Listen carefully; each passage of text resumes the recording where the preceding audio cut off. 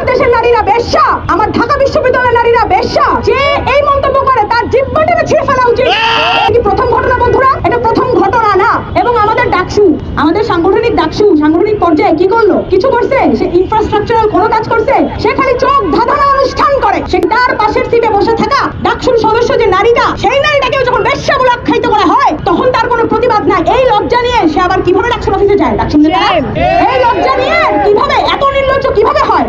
তারা ক্যাম্পাসে কোনো সময় দেয় না। তারা কি করে? তারা তাদের বাপ জামাত দামাতদের পিছে যে নির্বাচনী প্রচারণা করে প্রত্যন্ত অঞ্চলে। যে এই জন্য শিক্ষার্থীরা তোদের ভোট দিছে, আমাদের ভোট এই জন্য তোদেরকে দেওয়া হয়েছে। শিক্ষার্থীরা তোদের ভোট দিছে, নিরঙ্কুশ ভোট পুঁজি করে তোরা কি করিস? তোরা যাস প্রত্যন্ত অঞ্চলে, যে জামাতের নেতাদের প্রচারণা করিস, যেই নেতারা আমার বিশ্ববিদ্যালয়ের নারীদেরকে বেশ্যা বলে আখ্যায়িত করে।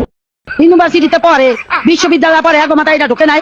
ইউনিভার্সিটিতে পড়ে, বিশ্ববিদ্যালয় পড়ে, এগো মাথা এটা ঢোকে নাই। কি ইসলাম রাষ্ট্র কায়েম করবো, কোরআনের রাষ্ট্রে কায়েম করবো, তাহলে কি আমরা এতদিন এই হিন্দু রাষ্ট্রে আসিলাম? এটা তো আবার কি কয়, আমার তো মাথায় ঢোকে না। সাধারণ মতন নাই, যাতে শিক্ষিত মানুষ ইউনিভার্সিটিতে পড়ে, বিশ্ববিদ্যালয় পড়ে, এগো মাথা এটা ঢোকে নাই। হ্যাঁ,